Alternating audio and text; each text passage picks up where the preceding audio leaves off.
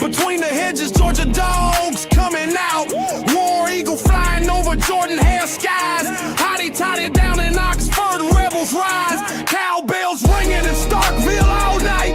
Rocky Top singing in that Leland light. Anchor down Vandy, black and gold pride. Gamecocks crowing in Columbia loud and wide. Saturday light, y'all know the deal. SC pride, we keep it real from the swamp to the grove. Let that crowd roll. It's water cooler talk, we talk that score. Saturday light, y'all know the deal. SC pride, we keep it real from the swamp to the grove. Let that crowd roll. It's water cooler talk, we talk that score. Gators in the swamp, chomping all day long. Saturday nights in Death Valley, that tiger strong. So we Razorbacks, crowd calling the hogs. Blue Reds battle Wildcats, bringing the dogs. Show me Miss Zoe, black and gold fight. Boomer Sooner running on a Saturday night. Hook 'em horns, burnt orange in the sun. 12th man standing, Aggies get it done. Saturday light, y'all know the deal. SC pride, we keep it real from the swamp to the grove. Let that crowd roll. It's water cooler talk, we talk that score. Saturday light, y'all know the deal. SC pride, we keep it real from the swamp to the grove. Let that crowd roll. It's water cooler talk, we talk that score.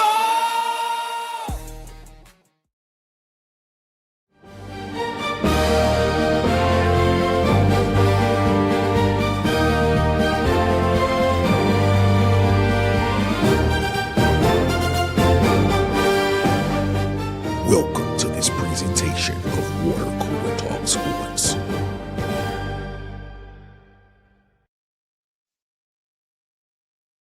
Whoa, what's going on, ladies and gentlemen? Got to get our picture right. Man, we appreciate y'all so much, man, for rocking with us here around the water cooler tonight, man. Tonight is going to be a great show.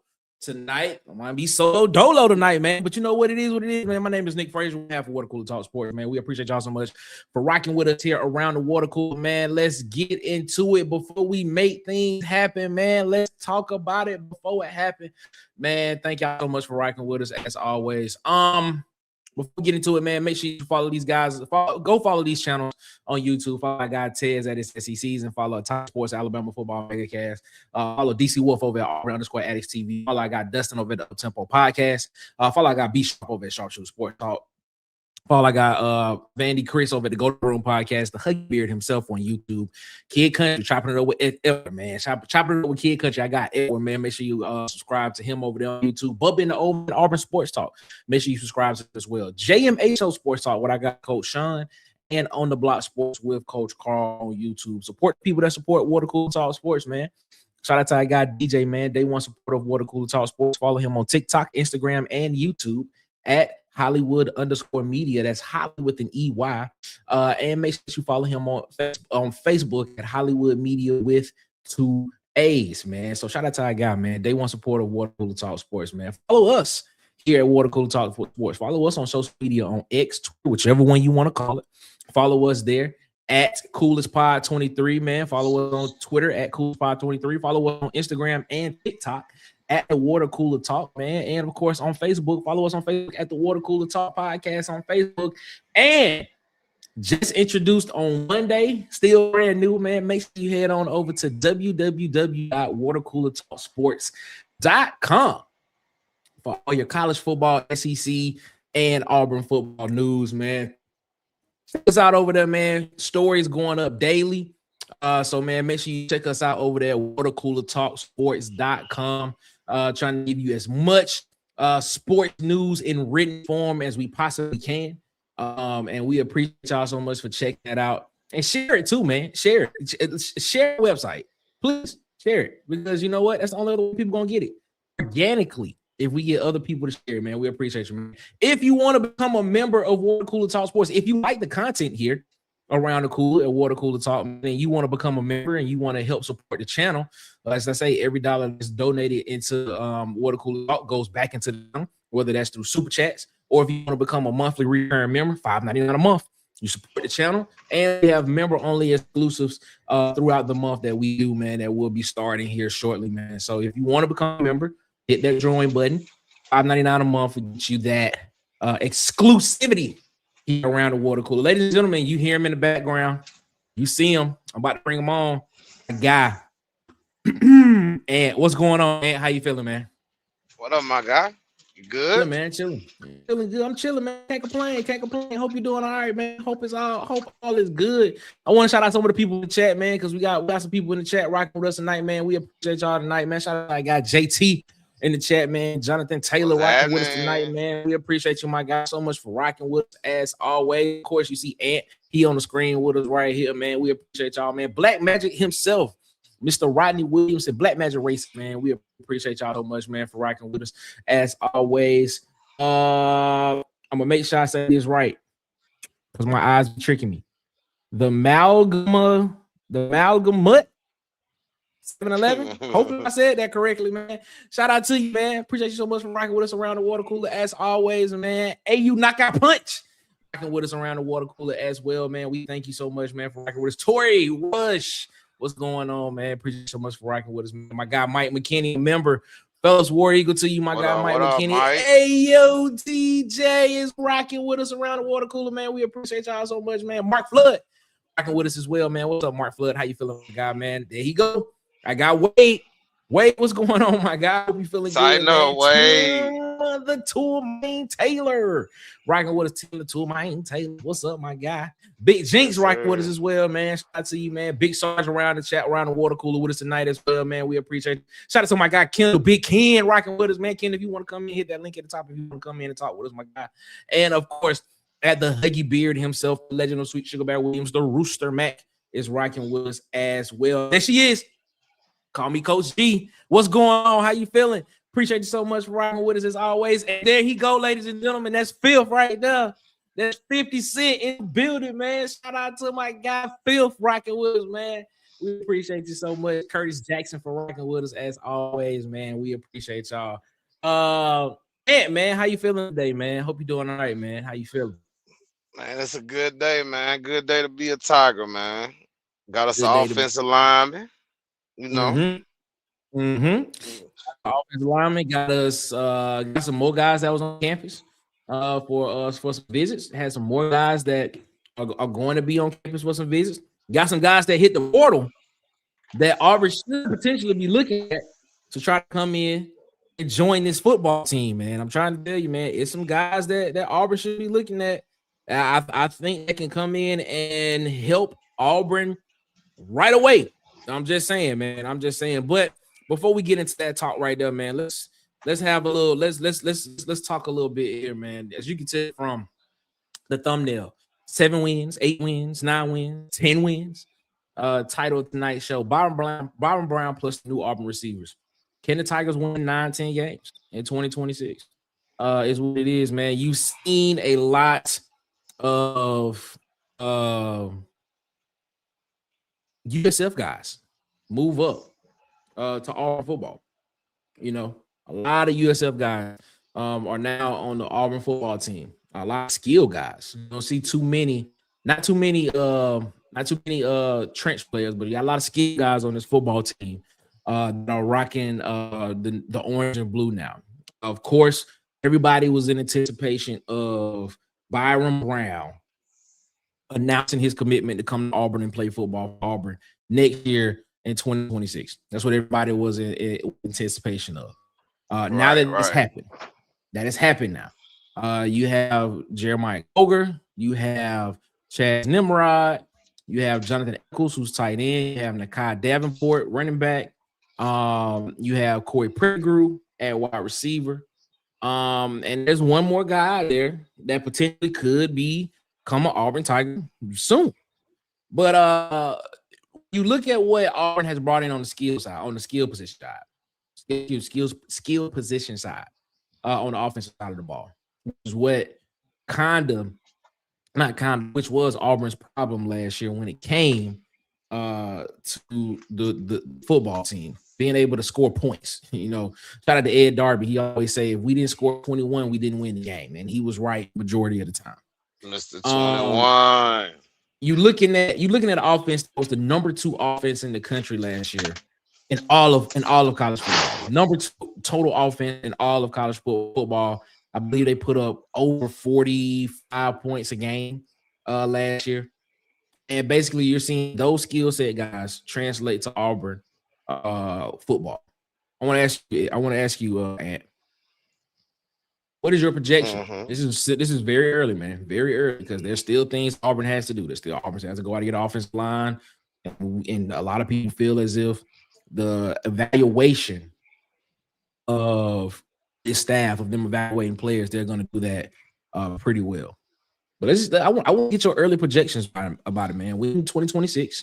I want to get your early predictions on this. What do you think? Before we do that, ladies and gentlemen, the man, you can't see him, but you can hear him. He entering the chat right now. Marcus Fitzpatrick, what's going on, Marcus? How you feeling, man?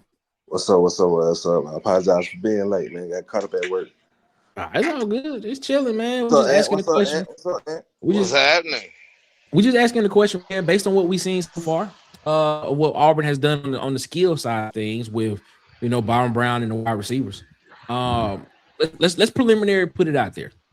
What number do you think Auburn can hit next year in the win column? Before I do that, I'm gonna bring in our guy, Big Ken. What up, Ken? How you feeling, man? What's going on? Yo, what's up, fellas? What's up? Chilling. Great day to be an Auburn Tiger. It's been a great week to be an Auburn Tiger. Hey, all right, here we go. Here we go then. I like what I'm hearing. All right, then. Let's get to it. What win number should Auburn be? Should Auburn fans look at as a realistic win number? Or you just give what you think Auburn should be able to win next year with what you've seen so far on the skill position side for Auburn? I'm gonna start Marcus. For me, I want to preface this: not what you think he should win, but what you think Auburn can win. With they have basically just transported from USF to Auburn. They basically got all the skill positions. What do you think Auburn can win next year? 7 to 8 games, man. I think 7 should be his floor. I'm praying that he could come up and with his scheme possibly win more. But to me, 7 to 8 games I think that's doable for him, man. But with his scheme, we could possibly be looking at a 10-win season. Okay. All right. Ken, what you got? Right now, I still think we need a couple more pieces, but if we're speaking as in terms of right now, as far as talent-wise of what we picked up, I'm going to say 6-7 range, man. 6-7 range right now. Like I said, we still got to address the offense and defensive line, and then I could be more confident, but just with, the pickup of Brown and a couple more running backs and receivers and stuff like that. I mean, it's very complementary football. And them being in the same system and Byrum Brown being his guy for coming up the 4th year. I think we don't get into those talks of what we had last year about what ifs or if he could. I think this will be a solid staff that he has behind Brown. And bringing him here on the plane, man. Like I said, 6-7 wins just off raw talent. But if you put it together in his scheme, the sky's the limit. And Man, as much as I want to be so optimistic, I can't even tell no story. I'm gonna say 8, 7. I'm 8. gonna say 7, 8 right now. That's just cause we don't have everything together yet. But here's the thing. Here's the thing. This is all I'm saying. I'm looking at it and I'm saying we know that an offensive line, we know that we have to go out and Auburn has to get offensive line. We know that. All right, that is a known. You already got a commitment from Stan Ramil, who's a Michigan State offensive lineman. You have Devin Voss, who was on campus for a visit. Seems as if it went well. You have the offensive lineman from Oklahoma State, who was on campus. It seemed as if it went well. You have Ohio offensive lineman from State. JMU, Joseph Simmons, who potentially more than likely will be looking at looking at Auburn heavily, and Auburn's looking at him. And just like you mentioned, you got the offensive lineman from Ohio State. I'm not even trying to pronounce his name because it's kind of difficult to pronounce. But we know that, and we talked about this staff, and this staff having the ability to evaluate talent. Everywhere they've been, they've evaluated talent, and they found a way to find talent that actually fits into what they want to do offensively with the football team. Case in point, Hendon Hooker, quarterback at Tennessee, was not a starting quarterback at Virginia Tech. Brought him in, ended up being one of the almost a Heisman Trophy candidate winner in his seasons at Tennessee. So if you look at this, if you're looking at the staff, and you're saying that wherever this staff has been, they have been able to evaluate talent, and we can sit here and say that's a fact. Going off of the premise that we feel as if they're going to evaluate the offensive line talent correctly, and they're going to find the guys that fit the system. Because when you look at the guys that they're recruiting, all of the guys almost look kind of the same: 6'6", 6'7", somewhere between that 310, 320 range, probably pushing 322, 323 range. There's a particular type of offensive lineman that they are trying to recruit. So you know that they have a system. So with us knowing that, and you're seeing that, you basically seeing them transport the wide receiving core minus one guy who hasn't committed yet, and the quarterback to Auburn. You all still think 7-8 wins is what it is? Yeah. I mean, hey, Still you, 7, okay. I mean, you this still is have to factor in the fact that, you know, and I hate to put it like this, you know, as far as the conference that they played in and stuff like that. I mean, you got to factor in SEC play. Even though, you know, we had the world of the NIL and we had the same talent on the field, it's just more of that talent on the field in the SEC, is what I'm saying. So when it Shout out to stack Bubba up with the to it, 199 super as chat. far as just raw talent What's up, bub? and being able to compete, I'm at a 6-7. But when you factor in, you know, and you put in what we are speaking on about him executing and the process, then I say I gain more confidence and us that total win bumping up. But right Okay. now, until all the pieces are aligned and what he said, alignment, what he's preaching his staff about of being aligned and being everybody moving forward, then like I said, we can bump the numbers up. But it takes time to get exactly or recruit and be at that elite talent that he's speaking of. Okay. I'm gonna bring in two guys that's gonna add to this conversation. It's about to get real here, ladies and gentlemen. Everybody's guy, Mr. 21. Can you do something for me, Ed Darby? And everybody's guy. He just dropped out. I guess he's gonna drop back in. He's gonna come back in. But Ed Darby, Mr. 21. What's going on? Ed? How you feeling? Yo, what's up, y'all? Chilling. Ed, I noticed I don't know. I'm pretty sure you heard what we were talking about in a minute. Yeah, What your thoughts? 7. 7. Okay. All right. And you know what? You know what's funny about that? It's not bad because we haven't won 7 games in like 5 years. So I get where everybody's coming from. But here is what I want people to think. Here's what I want people to think about. Do you all not think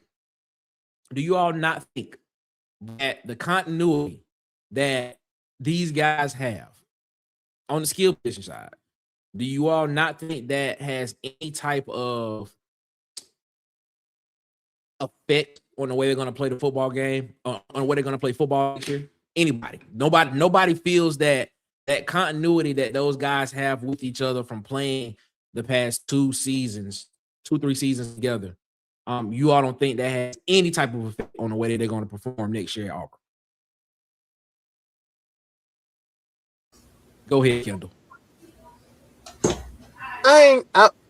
That's not what I'm saying. I do agree with that, and it's chemistry and stuff like that. I do say that, but you still have to factor in sometimes. Like I said, like and I've been finding myself going back and just actually looking at those previous games now that we do have Brown, and I can see some of the deficiencies. You see what I'm saying? So, like I said, until we fix those deficiencies and stuff like that, that's when I can actually, because they, to be honest, they were an offensive line away from running the conference last year with everybody down there at UCF. If we want to be, now they offensive line wasn't as bad as ours, but it still was some offensive line deficiencies. They won 9 games though. They did. That's why I said it wasn't as bad as ours. But if you want to look at it and hold him accountable for his comments about being elite, bringing eliteness to Auburn, I still say that, we still got to fix. It's not far off. I can honestly go in and, I don't want to bring up the previous head coach or when he was saying that we were so close, but I actually feel like we're close. Not just somebody just telling me we're close. I actually feel it now. Oh man, here we go. Okay. Well, Mr. 21, because he don't like to hear that. He right there. Oh. Yeah, we got a buzzword alert. Banned from the dictionary, dog. Close don't give you nothing. Yeah, I can kind of see what you're talking about, though. If you're just talking about strictly skill with the receivers and the quarterback, just them alone, you could probably bump that up to 8, maybe 9 because of the continuity. But that offensive line is going to hinge on that. So. But that's my question. With what you're seeing right now at Auburn, just based off of skill, let's do this. Do you all think Byrum Brown is an upgrade from Jackson Arnold? Yes. Byrum Brown's an upgrade from a lot of quarterbacks that we have. Right. Okay. I hope but that's the reason why we can give them 7 to 8 wins. Like you said, let me ask y'all this question. Auburn's wide receiver room last year compared to Auburn's wide receiver / USF wide receiver room this year. Which one are you picking? Are we going off production, or are we just going on a blind? No, that's what happens on the field. We talk about production. You know what I'm saying? Sometimes I did a video on this, man. Sometimes you have to have potential has to meet production at some point in time. It has to meet potential. Potential has to meet that production at some point in time. And I just want to ask going off of production. We talking about the numbers here. If you take which wide receiver room are you going to take? It's very unfair to judge our receivers off of numbers because our quarterback play was very trash. No. I disagree with that one wholeheartedly, Marcus. Because our quarterback play. Hold on, listen. But listen, at the end of the day, no matter who throws you the ball, if you have more than 5 drops in the season, then you got to take the blame somewhere. I agree. Yeah. So therefore, if we going by this question, and from what I seen from the last game that Auburn played, I'm going with the receiving core we have now. Sweet stuff 256 with the $5 super chat. Shout out to you, my guy. Appreciate you, my guy. Shout out to you, man. So Ant said he's going with the wide receiver room right now. Kendall, your thoughts? I'm gonna have to go with the wide receiver room we have now because I can already tell that these group of receivers and the people that we have got, they demand the ball. So if you're demand, like, we had skilled receivers, but a lot of them, when you put them in lockdown man-to-man situations, a lot of them couldn't come up with those one-on-one balls. And now I'm seeing the trend of how the stature of receivers that he's bringing in, like, they gonna demand the ball. Like, even in certain situations where they're locked up, I can feel more confident with them coming down with the ball versus last year. Okay. So that's why I'm gonna say, and then production wise, I mean, you can look at the numbers. The numbers gonna tell you. The numbers ain't gonna lie. The numbers gonna tell you that they were all around solid, more solid than our receiving room last year. Now, did we have spurts and stuff where our receivers did put on flashes and stuff like that? Cam Coleman, I wish the man the best in you know, in his future opportunities and all that stuff like that. In some cases, like I said, you could tell that you throw the ball up, he's gonna come down with it. Some cases he didn't. Now you look and you go back and watch film on Byrum Brown and these receivers, man. When he putting the ball on them, it's money.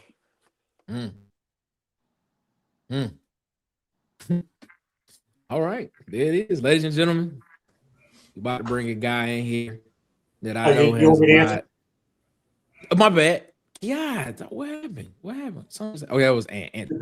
Go ahead. Go. I forgot. Go ahead, Mr. 21. Go ahead. Oh, yeah. I was going to say 1,000% take the receiver that we have now. Okay. Mine is not even about productivity, really. It's more about mentality, what these guys are going to come in here with. Their heads not blown up with this money and whatever else they had going on the side. I think these group of receivers are going to be more focused, more focused, dialed in, lining up on the line of scrimmage when you're supposed to be on the line of scrimmage, running the routes at the proper depth. All those issues that we had with the high flying receiver core that we had last year. I think about it like Grand Theft Auto, when you go do some of the missions and you can pick out the people you want to come with.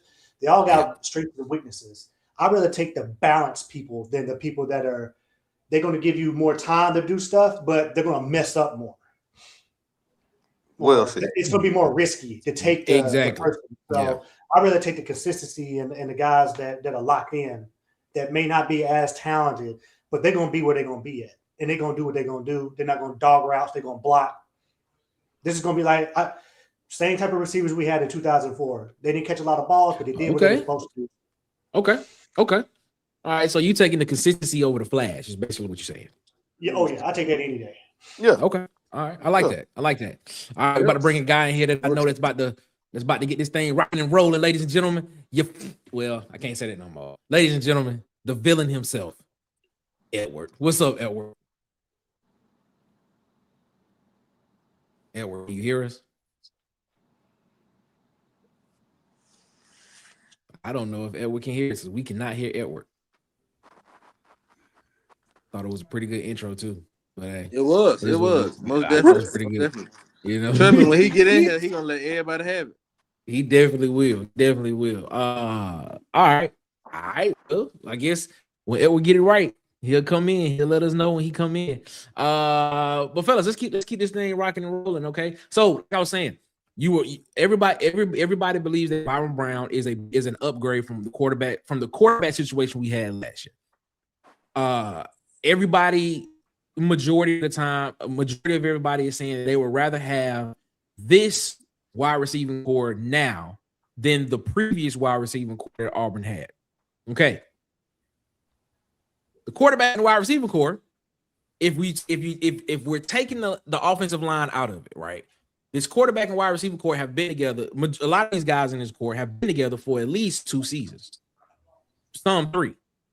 And and this goes back to what the question was about not having an offensive line. Do you not think that even not having that in place all the way right now, that these guys do not know that they don't know that once they get in a certain situation, there's something that they're able to do, that they're able to just go out and make a play, and that right there, just alone, that does not warrant Auburn at least 8 wins? Anybody can all go. I would say is we have seen a bad O line cause a lot of talent, a lot of production.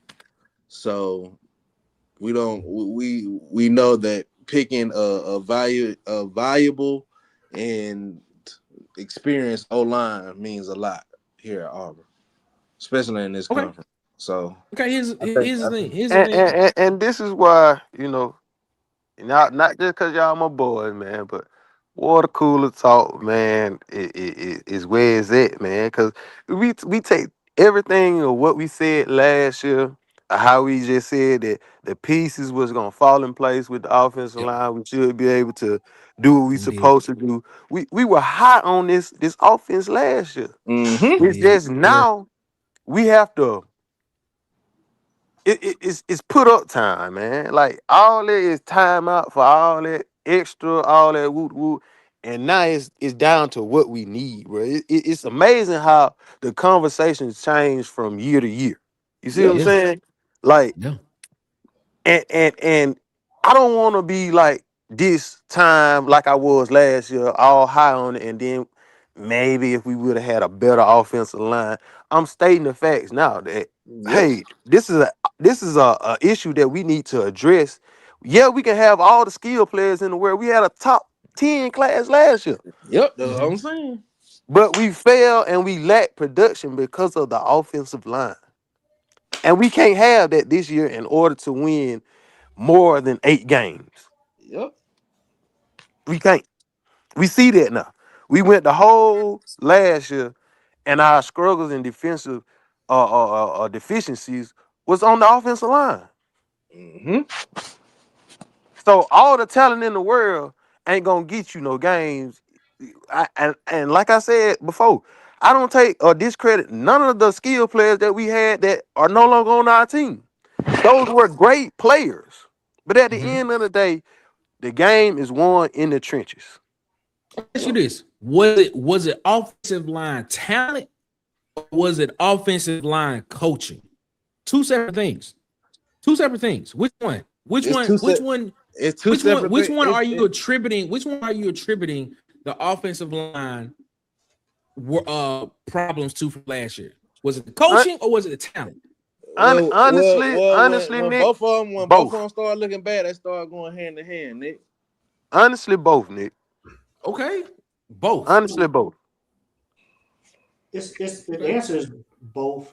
Yeah, Um, when they start looking as bad as they did, they start going hand in hand. So because basically, if well, that's number the one, in that vein, the wide receiver room it should be the same answer for the wide receiver room. So we should blame the wide receiver coaching and the wide receiving talent not being good enough, as well as the quarterback room. We well, should we blame I the think we quarterback room coaching and the quarterback room play talent for not being good enough. Well, in totality, we did. He blew up the whole roster. I Okay, think it's for go me. ahead, Ed. It's gonna be a little bit of both. Because, number one, it's a failure on the coaches, especially the offensive line coach, because throughout the year you can see that they had not been trained on how to pick up blitz pickup. People were Mm-hmm. stacking the line, moving people around. They had no clue.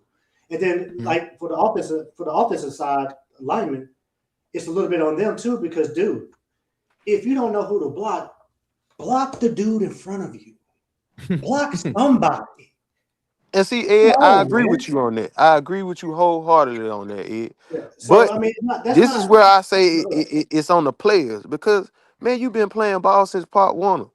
So all those false starts, not lining up where you supposed to be, and just blankly penalties when you got the game on the line and false start and we backing up.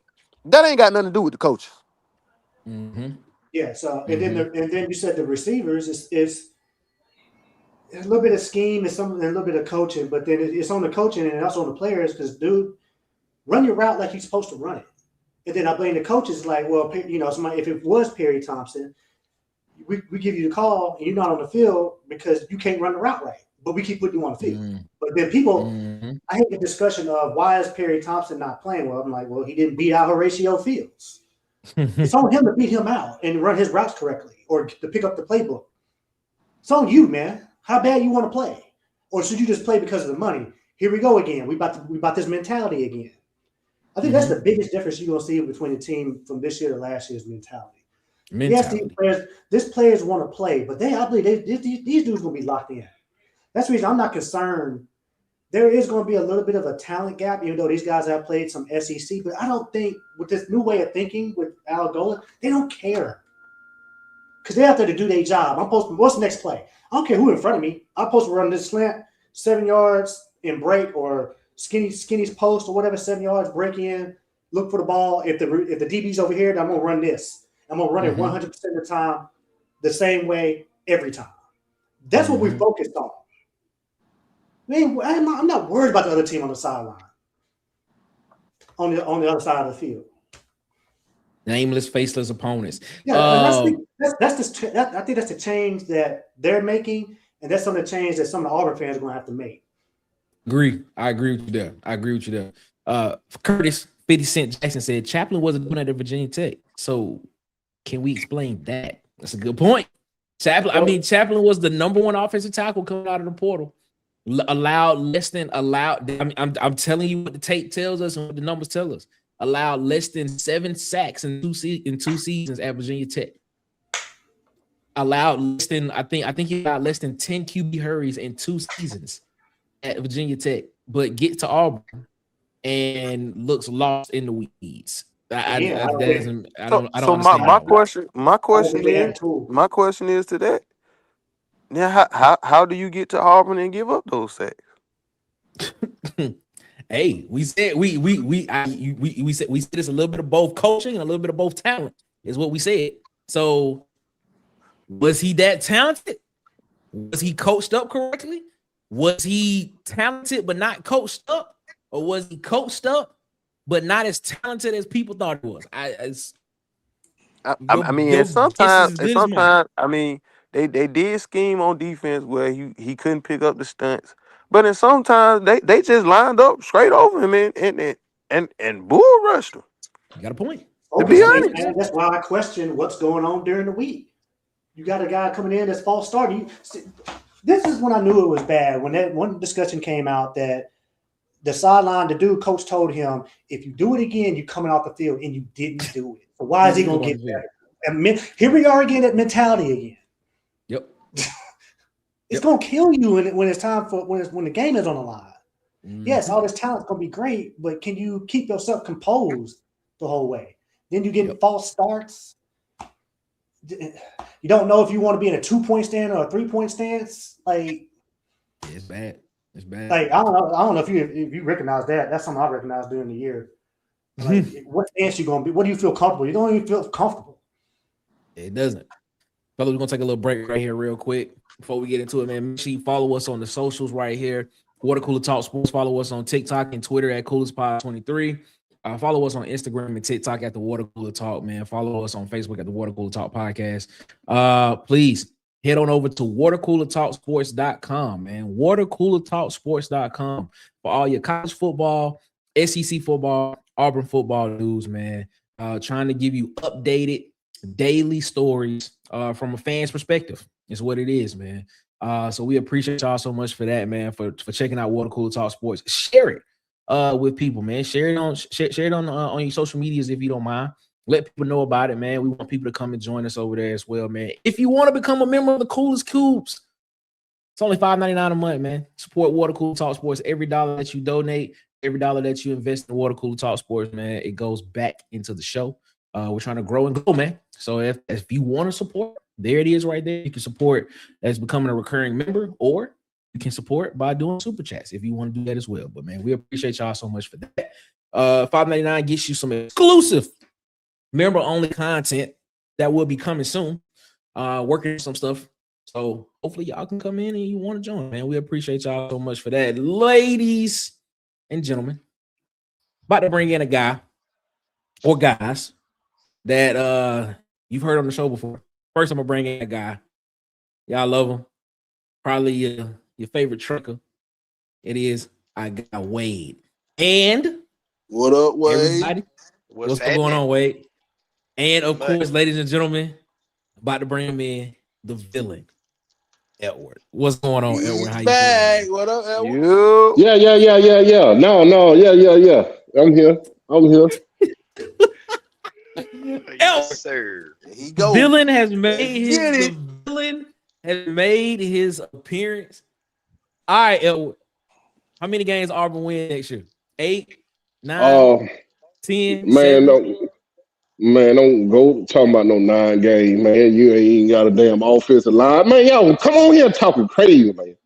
Y'all come on here I talking said crazy, it. man. I said Man, talking about. I hear somebody said 9 games, and all you left with is the backups to the backups on your offensive line. Let's just be realistic, man. Let's just temper your expectations. I will say this. Bringing in a quarterback that knows the system, that's least worth 1 to 2 wins. So right now, I got us at probably 6-6. Okay. With what's currently on the roster.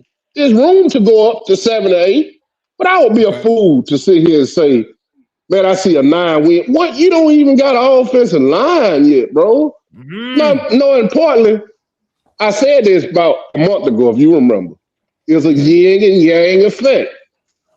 To run the style of offense Alec Golesh want to run, guess what else you don't have? You don't have a defensive line. You only have 3 or 4 3 defensive tackles on the roster. Ain't no way I can run a fast-paced offense in September in Alabama when there's 100 and some heat index out there with only 3 defensive linemen, 4 defensive linemen. And here's the thing. You letting all the good guys get by.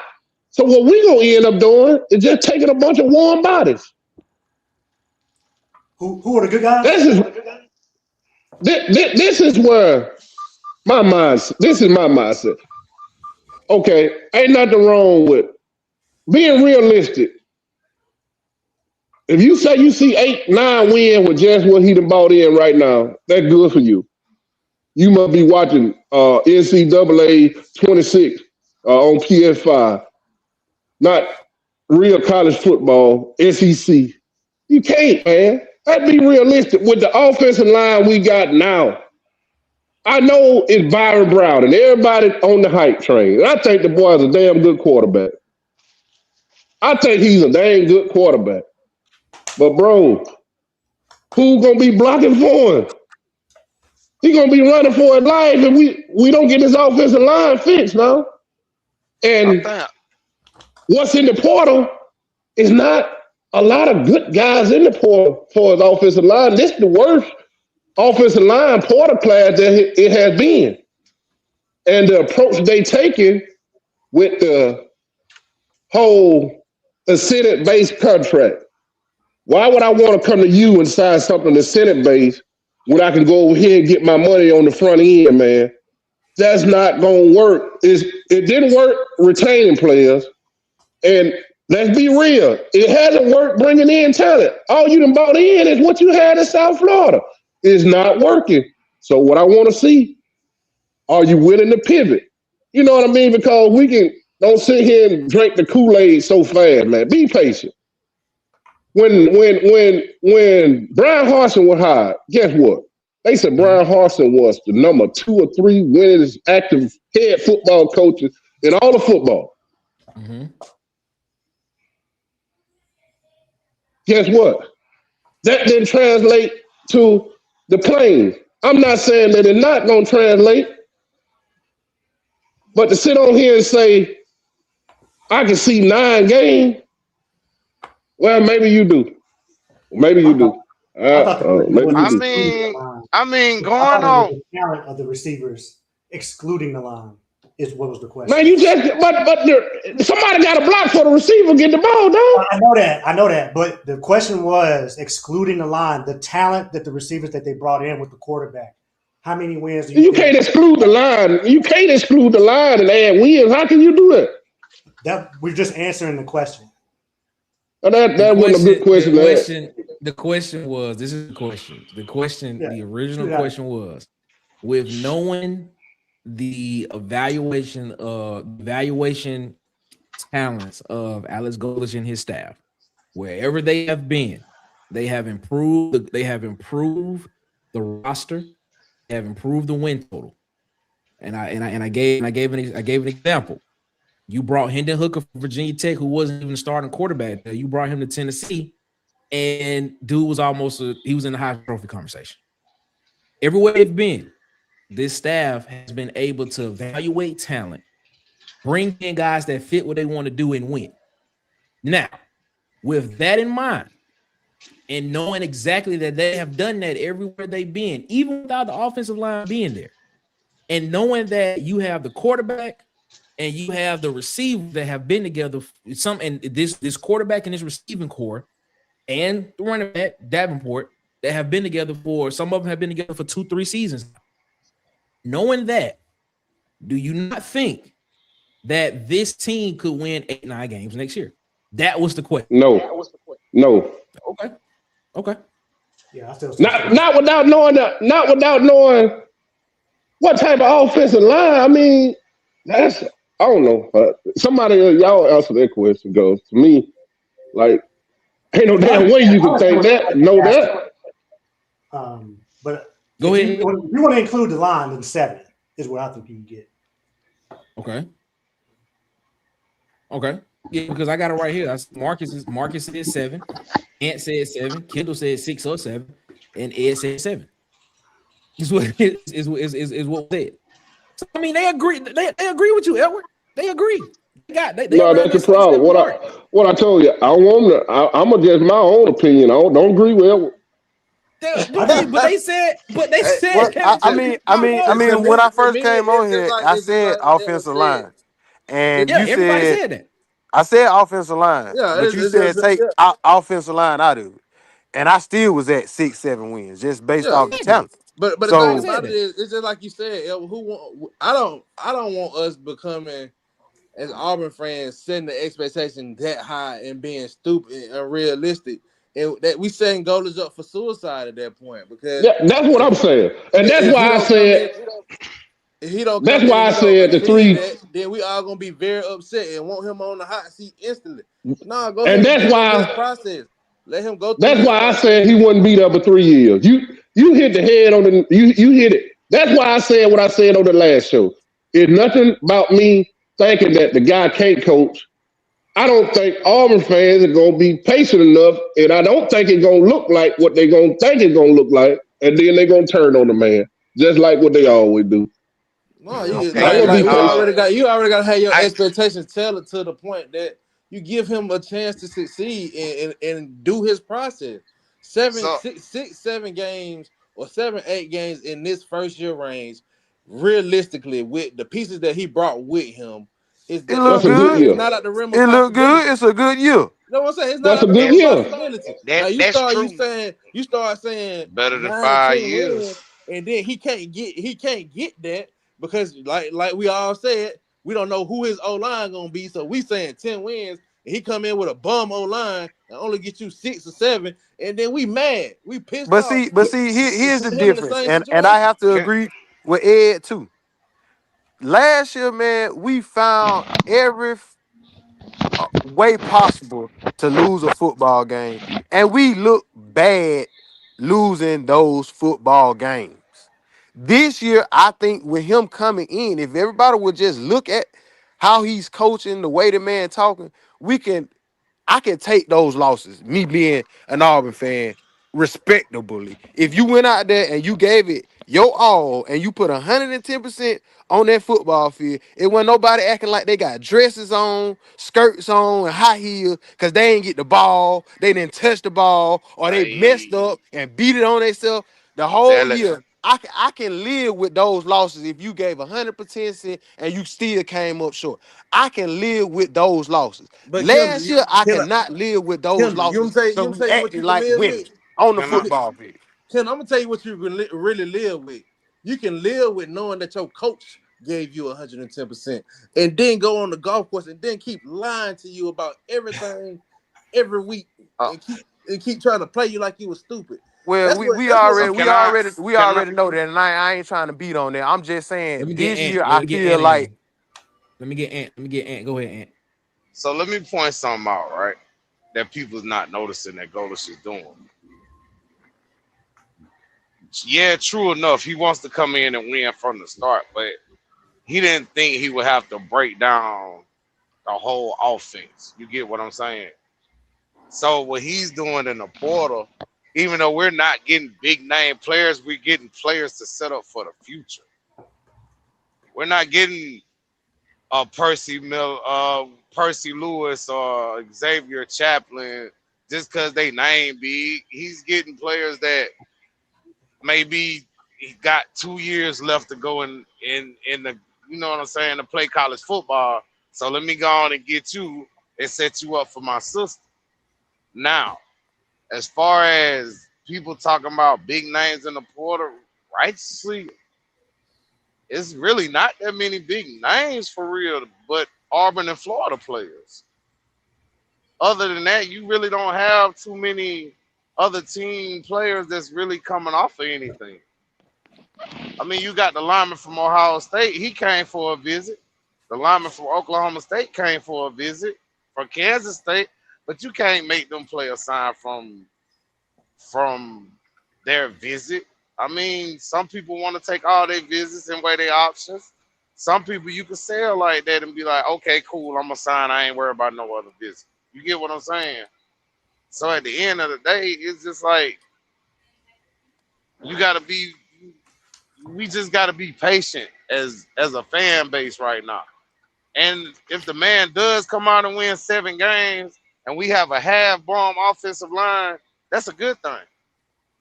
I agree. Better than what we've been doing 5 years. I agree. Ask That's why I Wade. made that comment.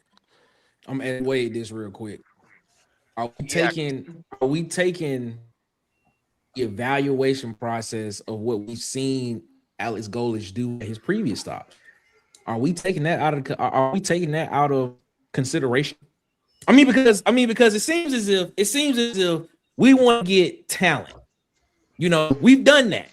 We've gotten talent, and that talent has only gotten us 6 wins at most in the past 3 seasons.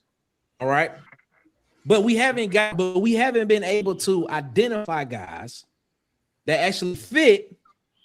And like Big Sarge says, getting guys that are hungry, that want to play at Auburn and want to win. Are we taking the evaluation part of what Alex Golesh brings to this? And this is not nothing that we just making up. This is straight facts. Wherever he has been, he has legitimately turned around programs or sides of the ball that he has been in charge of. He has legitimately turned them around to being prolific type offenses or winning programs. We taking the evaluation part of it out of from Alex Golesh. Yeah, I believe so. I believe we're doing that, and then Auburn fans have been hurt so much in the past. Nobody has any faith in anybody coming in. Everybody, and I understand that you talk about he needs the offensive line. How do we know that the offensive line he was starting last year, that some of them guys were not even better than the guys behind them? Then, as far as taking up for some of them guys too, it's hard to play offensive tackle when you got somebody way faster than me, and he know we passing the ball because we don't run. My coach don't run the ball. He don't have nothing else to worry about. It's gonna be hard. You're gonna be jumping too trying to stop him. I mean, you get guys in the NFL that'll jump off sides trying to stop a guy because they can't stop him. I mean, we see it all the time. So, but I think we just need to relax, let this man do what he's doing, and like you say, if he come in and win 7 games, well, he's doing way better than what we had in the past 5 years. So we're gonna start right there. But I believe, because like you say, Nick, he can evaluate talent. He knows what he's doing. Because at every stop he's been at, he's a winner. So we're not talking about hiring Gene Chizik that was 2-13 before he came now. We're not talking about that. This guy's been a winner. Winning seasons as offensive coordinator in Tennessee. 3 winning seasons, South Florida. We can't say that. So this man got to know something. He got to know something. Yeah, I think. I Nick. Go. Hold on. Ed was about to say something. Go ahead. Go ahead. I think I agree with Marcus. Like, I just don't think he's going to accept anybody just because you played at Texas or you played at USC. He'll probably listen to you and bring you in, but I mean, he's just not going to take everybody, just any and everybody. I believe this is his plan. I believe he is really. This year one is about culture. Period. Set the culture. Try to get to 7 games. That would be my goal for them. Because the culture is going to win out later if you make it to year 2, year 3, 4, 5, and then in the distance. I've been looking at it like the NBA. I want to see Auburn be the San Antonio Spurs. There's going to be talent coming in here maybe next year because I don't think there's much in the portal. And I mean, he's already signed a 4-star receiver from high school at the end of this class. Yeah, Brady. So he's going to be able to Marshall. get talent in here from high school and in future portals. And we're going to have some stud dudes. We're just not going to be littered around with them all over the roster. If we can become the San Antonio Spurs way of winning, where you got one great superstar and then some all-stars to play, and then you got all the other dudes who just do their job, that's the winning formula. Okay. I think that's what Alex Golesh is trying to get to. Interesting thought. Is That's that interesting formula. thought. Yeah, and we So, you can go beat the Miami Heat if you want to. You can get all the players and try to get all the attitudes and everything to work right. And, it works. It didn't work the first year. It took them 2 years to get it right. But the super teams, when LA put that super team together back in 2004, and they got demolished by the Pistons by a real team with Ben Wallace and Chauncey Billups in them. They didn't have more talent than them. They were just a better team. So that's what I'm hoping. That's what Alex Golesh is trying to get us in the direction of. We're going to have talent. We just may not have it right now. Okay. Yeah, I believe we have enough right now. I mean, when we look back at last season with a piss poor offensive play calling, we were in every game that we lost last year. Literally, we were in every single game. Our defense kept us in the game. So if we just give Alex Golesh a chance, because I feel like in 3 years from now, we're going to be looking back, and this conversation is going to be way different in 3 years if this man is allowed to do what he's trying to do. Yeah, your thoughts? Yeah, go ahead. Go ahead, I mean, My bad. it's not like I don't. It's not like I don't disagree with with. I agree with some of what everybody's saying. It's not that I don't disagree with it.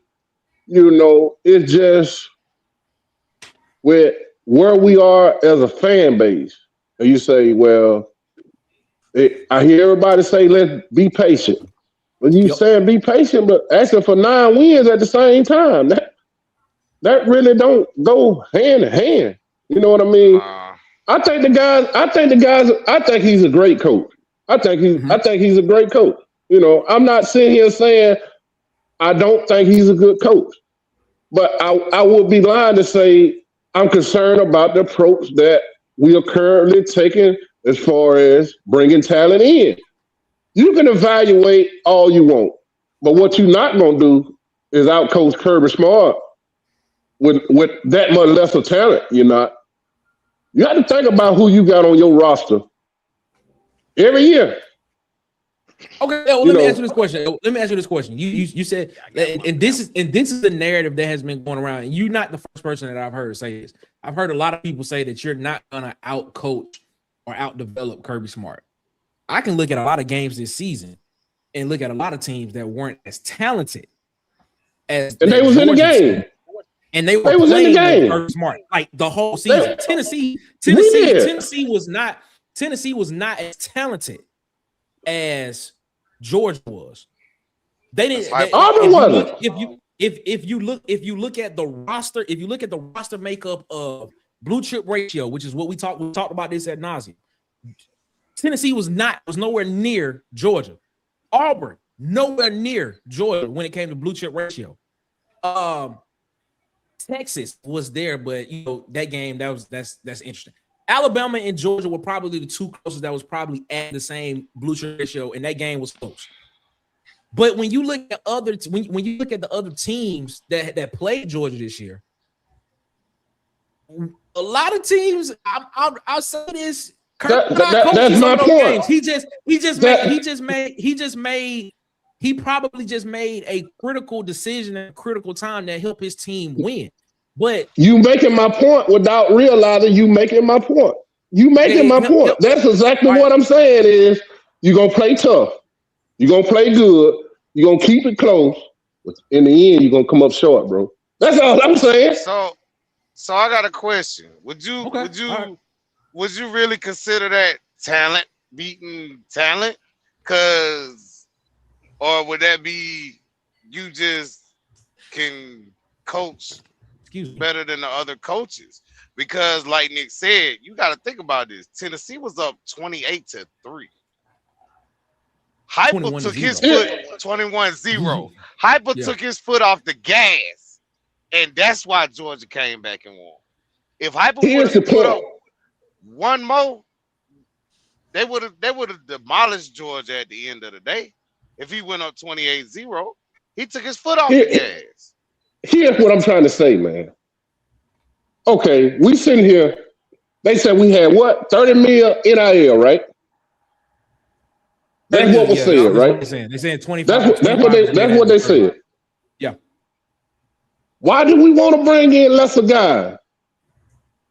If we had the same payroll as everybody else, why do we want to settle for that? I'm okay with bringing in lesser guys. That's cool. That's not what I'm saying. But why would I want to build my whole damn team like that? Well, I don't know. I don't know if it's the whole. I think okay. All right. I'm getting it crystal clear. It's crystal clear now. I think they are wanting to put their money in major positions that have shown production. Like I think, and people may call it value shopping. People may call it, whatever they want to call it. But I low key kind of like the analogy that Ed gave about having a couple of superstars and then just having a lot of guys around that just do their job. I think it's what Auburn's trying to do. I don't think like for example, like did we not, like, was there a reason why you brought in Eric Singleton last year when you had a Bryce Kane on the field? Or you already had you didn't need him. My point exactly. Was there a reason you had to bring in a Horatio Fields when you could have given when Perry Thompson, by looking at the practice footage that we've seen, was balling in practice, was doing everything that he was supposed to do in practice, but you still decided to bring in another guy that had just as much talent as the guy that you recruited as part of the Freeze Four? Was there a reason to do that? Was there a reason for you to actually keep stacking that talent? So why not? That was dumb. My point. So why not just put as if you find guys that you deem as superstar guys or can't miss guys or whatever word you want to use, generational type guys. You find that guy, you pay them, but then you put a bunch of I don't want to say Rip Hamilton because Rip Hamilton was actually a shooter, but you put a bunch of guys like blue collar guys. Thank you. You put a bunch of blue collar guys around him that do the dirty work. The Dennis Rodmans. You get you some Dennis Rodmans in there. That do the dirty work, that actually do the things that your superstar don't have to get in trouble with or have to get messy with, because that's where the money at. I guess if that's making sense, I guess when we talk about the money aspect of it, from what I'm reading and hearing is that they're just trying to be smart with it and trying to do that, trying to find a bunch of really good guys instead of paying 4 or 5 superstar guys. Just pay 2 or 3. Let's play 2 superstars, and then let's go get 15, 16 really good above average guys. Does anybody disagree with that method, or is there anything else, or is there another way that we could potentially look at this to say that it would work? Well, I see. Well, I don't have a problem with that method, Nick. First, let's go ahead and put it out there. But what I see Golesh doing is he's putting himself.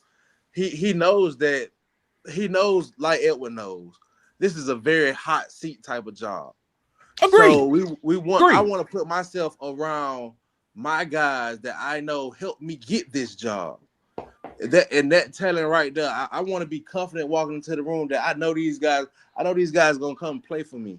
And what that does is that gives you a chance, like Kendall said earlier. If this goes bad this year, but it looks good, that still gives appeal to recruits and transfers for further years going down the line to bring in other players like Ed said that we need and that will have a name. But right now, Golesh knows this year means a lot for his future at Auburn because he has to first appeal to us because we crazy, and then appeal to players so you can bring them in for the future. Hey, shout out to Tim with the reference, man. If y'all don't know the movie The Real, bro, shout out to shout out to Tim with the reference, bro. That's exactly what I'm saying. I mean, I guess if you want to be real. Like I said, this year one is critical with culture building. And it makes sense to bring in your own guy. I mean, any CEO that goes into business would do the same thing. Yeah. Okay. And I say, all right. And as far as the money go, if it's part of incentive, let me know how bad you want to wing it. Because me personally, I would rather don't give me the money up front. Let me show you what I'm worth because you might not give me enough. But wait, I think he's doing that to protect the university from the university from paying players that just want top heavy deals and then leave and transfer out the next year. If you don't come in, if you don't produce, you don't see that money. No. Yeah, but look what that got us though. Like it got us 5 wins with a high paid roster. Yeah, so that's why you put that in place. So, let's be honest.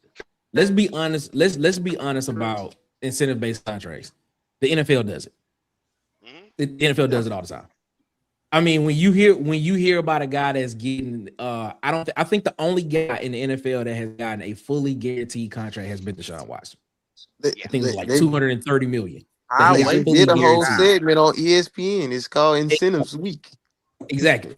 So when you hear contracts in the NFL, if you hear a guy gets 130 million, they're not getting 130 million. You look at what that guarantee number is that they get, and normally most of the time that guarantee number is somewhere between 42 and 47% of the value of that contract. Majority of the time is what it is. So and that extra money that they get is majority of the time going to be incentive based if they hit certain if they're on the roster by March 30th of the preceding league year, if they do this amount of stuff. So my thing is the incentive based thing is not nothing new. Alex Golesh's contract is incentive based. Alex Golesh's contract with Auburn is incentive based. To be completely honest with you, but it's a big difference, though, Nick. Okay. And here's what I'm saying. And I agree. Again, I agree with you. Mm-hmm. But in the NFL, think about this. Everybody plays by the same rules, bro. It's the same even playing field. You see what I'm saying? If I'm doing a center base, think about an 18-year-old. We saying this is 30 and 40-year-old men. Think about an 18, 19-year-old kid. You telling me, well, you can make this if you do X, Y, Z. But Bama telling me, hey, man, you can come in. We give you this up front.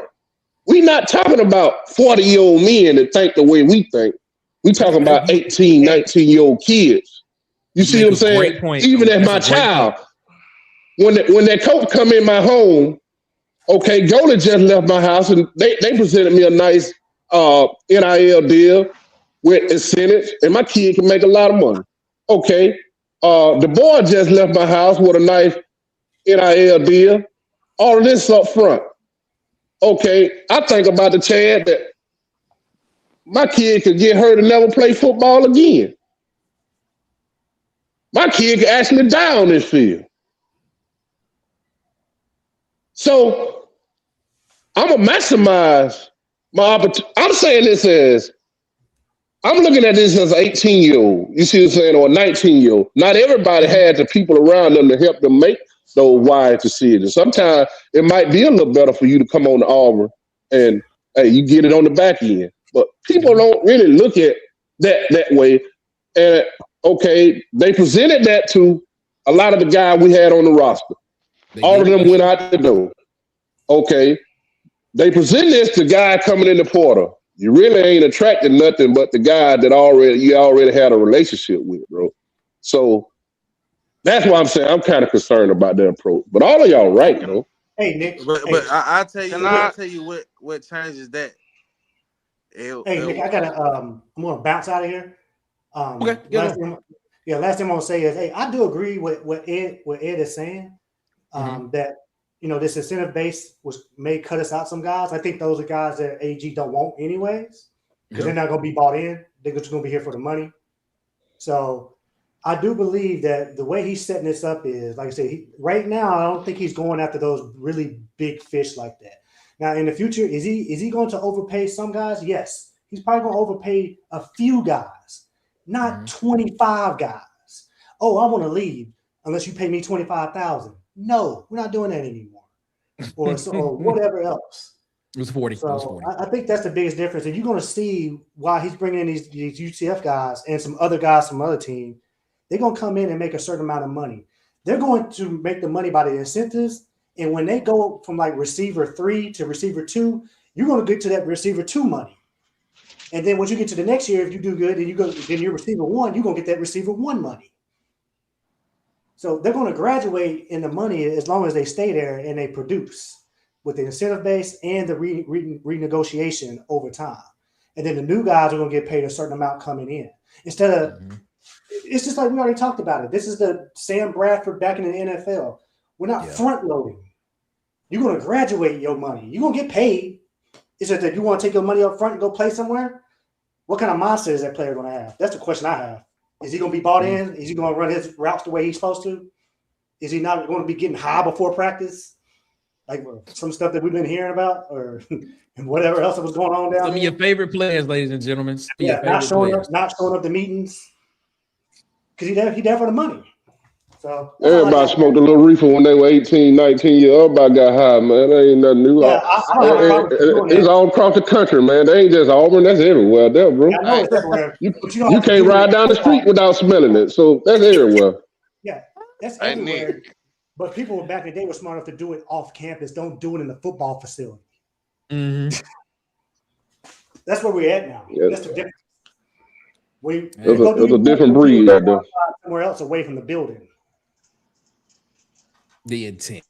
Shout out to Ed, Mr. 21, man. We appreciate you so much, my guy, man. We'll holler at you next time, my guy. All right, now. Losers up. All right. Hey, Nick. Go ahead. Can I give an example of something? Go ahead. So, can I ask y'all, who do y'all think was the best player on the team last year? You talking about offense and defense for Auburn? Just in general, yeah, in general. Xavier Atkins. Defense. Xavier, yeah. I'm gonna say Atkins, yeah. Okay. It'll be Atkins between Atkins and Crawford for me, though. Okay. Crawford. Yeah. Okay. Those two players that y'all just named, and I could name a third player, wasn't even making $1 million. Kendrick Falk. This is what you're talking about. I know. That too. It was 4 players that was in one room that was making over $1 million too, at least.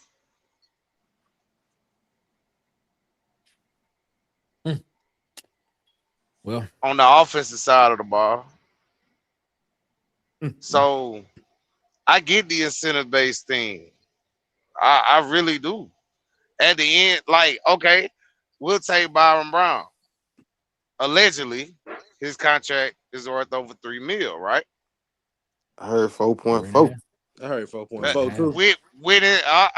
With incentives, he could make 4.4, which would make him one of the highest quarterbacks in college football. Now, watch the play of Byrum Brown compared to Sorsby, because Sorsby supposed to have $5 million up front. Mm-hmm. It is, ladies and gentlemen, man. You heard it from the panel. That's what we do around the water cooler, man. We come around the water cooler and we have discussions because we talk that score around here. And that's what we do around the water cooler, man. We want y'all to just always come and be a part of it, man. And we appreciate y'all so much for rocking with us. Edward, Kid Country. What you gotta say to the people, man? Man, you know, I told you I'm gonna be the Charleston White of Auburn football. You know what I mean? I'm gonna say some stuff from time to time ain't nobody gonna agree with, man. And that's just my way of thinking. But what I think ain't the gospel. You know what I mean? So don't take it to heart. But I do believe we're gonna have an overall improved football team. You know, Okay. I think we're gonna have an overall improved football team. I'm not ready to go there as far as the wins and losses. Cause sometimes that's how we set ourselves up. And you know, it's not fair to this team. Should we expect them to win? Yes, we should. You know, Auburn deserved to win. He said it right, but you know, if we gonna say let him build it, then we just got to sit back and let him build it. You know, get me to Birmingham or Nashville to a bowl game. Year one, I'm content with 6-6. I'm content with a 7-5. But you know, I'm not finna be one of these folks. Oh man, it's 9-3, and then when he come out and don't get the 9-3, that's 5 goalies. That's why I said he wouldn't make it 3 years. Because I don't think Auburn, the route he's taking, it's gonna take patience. You know what I mean? It's gonna take patience because there's a lot still got to be put on this football team for us to feel a successful team. For as you still need 2 or 3 cornerbacks that can play in the SEC. You still need 3, 4 defensive linemen, 5, 6 offensive linemen. Let him get everything together, and you know what I mean. Maybe we can. Hey, let's just step one. Let's make a bowl game. That's all I'm saying, and that shouldn't be your expectation. But this year one, man, and this war damn eagle, man. I'm with you, Golesh. So guess what? Unlike other people, I got a family member they recruiting, dog. So why would I come on here and say something bad? I got a family member, number 1 linebacker in the class of 2028. I got guys in the locker room already down there that locked in. I'm hearing things. They locked in. My boy from Selma. So, hey, I would never come on here and just say something bad, but that was just me from Auburn's perspective because I know how people live. But it was damn eager, man, and I'm out, man. Edward, you gotta say Edward out when you leave. You gotta say it like that. Oh man, it's Edward out, man. Kid out, man. It is, man. Shout out to Edward, man. I got Kid Country. Let's shout out to him, man. Wade. Is Wade still in here? Yeah. They go Yes, Wade. sir. Wade, what you gotta say to the people, man? Nothing much, man. Just hey, it is what it is. I just don't see why 9 wins is. Well, I say this: the SEC is not as good as it used to be.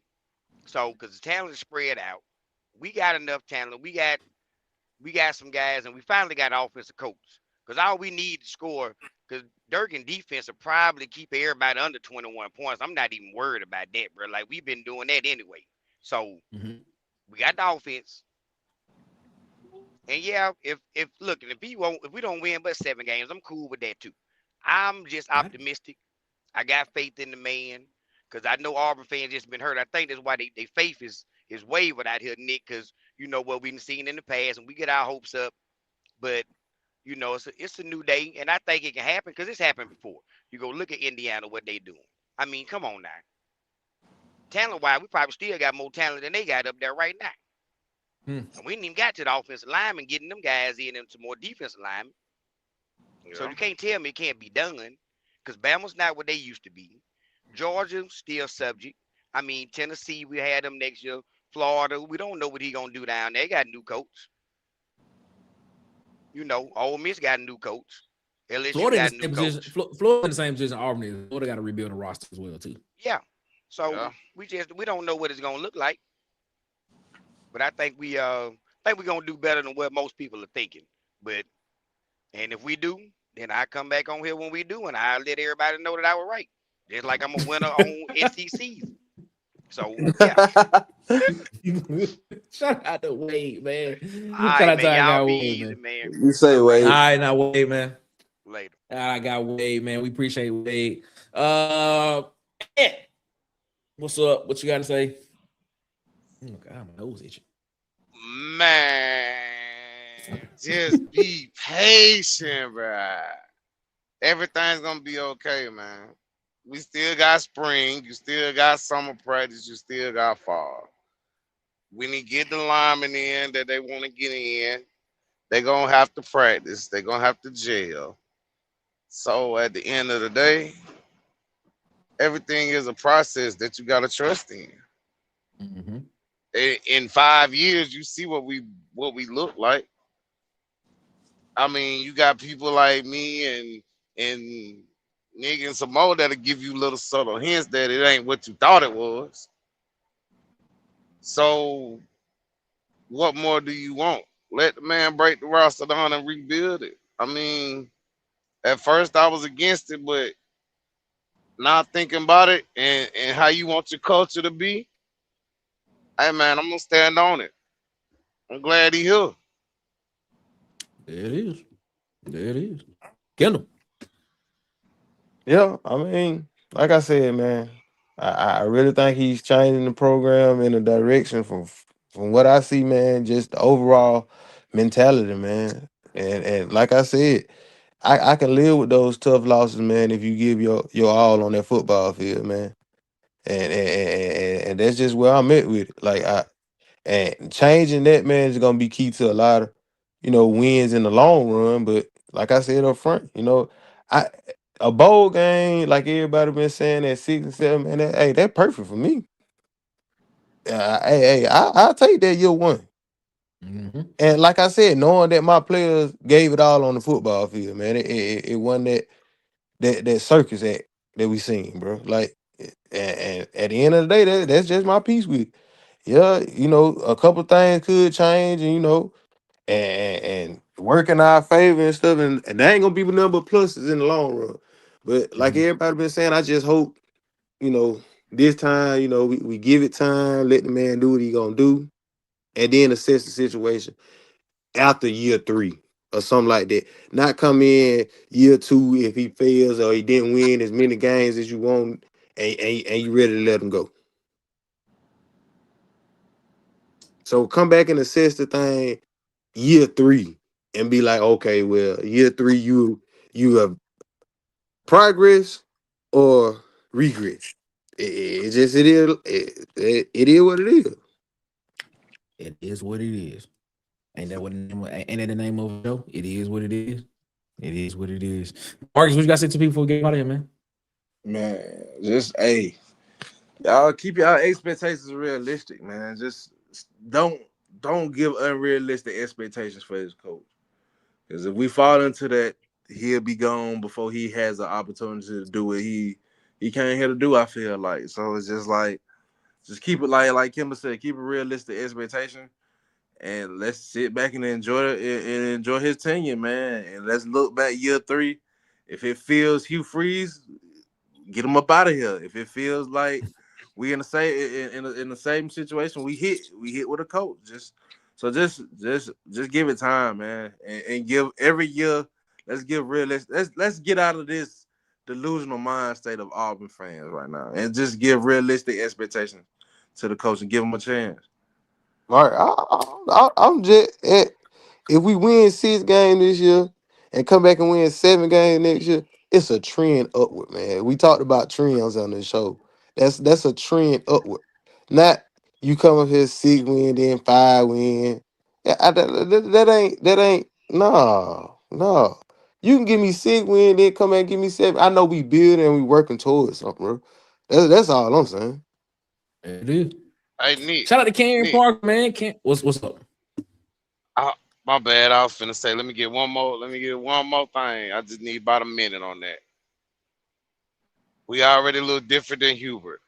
Okay, he's brought in a quarterback that knows his system, that ran for 1,000 yards, threw for 3,000. Something 12 other players in NCAA football history, only 12 have did. Blah, that 12 have done. So Tommy Tuberville said it best. If you don't have a quarterback in this league, you ain't gonna be here long. And he got a quarterback for 1 year. There it is. There it is. Shout out to Karen Parker, man. Karen said, "Where am everyone? It's been a while. It has been." She said she's just getting over the flu. So happy we finally got a quarterback. Yes. Yes, it is. Shout out to Miss Karen Parker, man. We appreciate it. Hey, Miss Parker, how you feeling?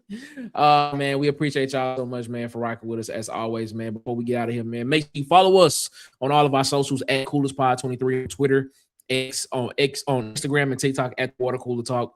On Facebook, the Water Cooler Talk podcast. Also, go visit www.watercoolertalksports.com for all your college football, SEC football, and Auburn football news. Trying to keep it updated for you on daily as much as we possibly can. Got some new stories out there, man. Read the story that I just posted about the 4 coaches, man. 4 coaches, one standard, man. 4 coaches that are still in the college football playoff as well, man. And got a story up there about Byrum Brown committed to Auburn as well. So go check out those stories as well. Marcus got a story that'll be up there tomorrow, I think. Yeah, it should be up there tomorrow. Marcus has one up there written by one Marcus Fitzpatrick. So check that out, man. If you want to become a member of the channel, man, $5.99 a month recurring. If you want that exclusive member only content that's coming real soon, hit that join button there, man. It's only $5.99 a month, man. And become part of the coolest cubes, man. We appreciate y'all so much, man. Make sure you go subscribe to these guys on YouTube, man. I got at Tez at this SC season, at Tight Sports, at Alabama Football Megacast, DC Wolf over at Auburn_Addicts TV. I got Vandy Chris over the Uptempo Podcast, B Sharp over the Sharpshooter Sports Talk, Vandy Chris over at the Go to Bone Podcast, and he has a daily show called Anchor Down Live. I think it's on Facebook right now. I think it's coming to YouTube soon. I'll go check out our guy at the Huggy Beard himself on YouTube and on Twitter. Chopping it up with our guy at Kid Country on YouTube as well. And Bubba and the Old Man Auburn Sports Talk on YouTube as well. Also, man, make sure you go subscribe to JMHO Sports Talk with our guy Coach Sean and On the Block Sports with Coach Carl as well. Also, man, support the people that support Water Cooler Talk Sports, man. Shout out to our guy DJ. They want support of Water Cooler Talk Sports. Follow them on TikTok, Instagram, and YouTube at Hollywood_media. That's Hollywood and EY. Hollywood.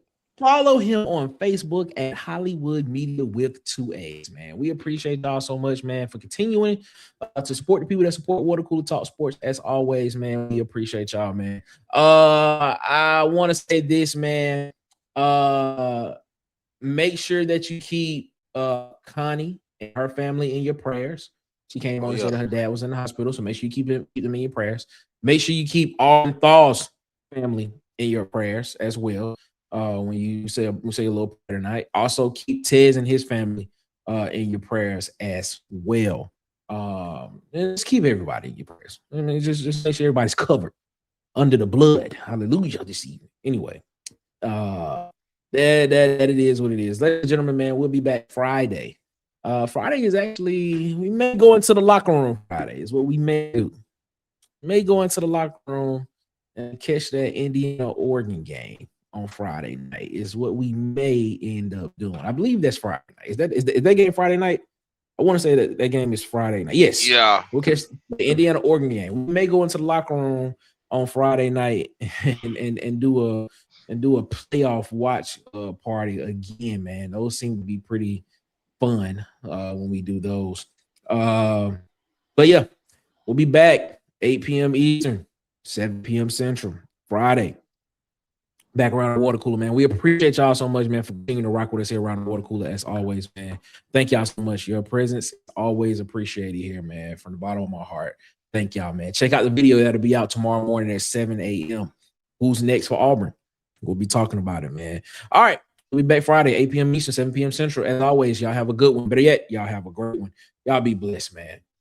Make sure y'all give the man upstairs above his because he deserves all the praise and all of the glory. Ladies and gentlemen, we'll see you Friday.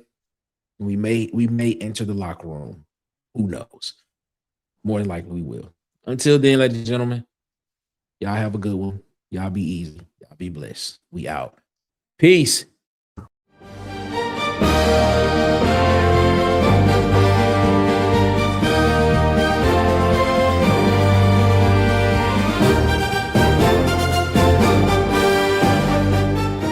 This has been a presentation of Water Cooler Talk Sports.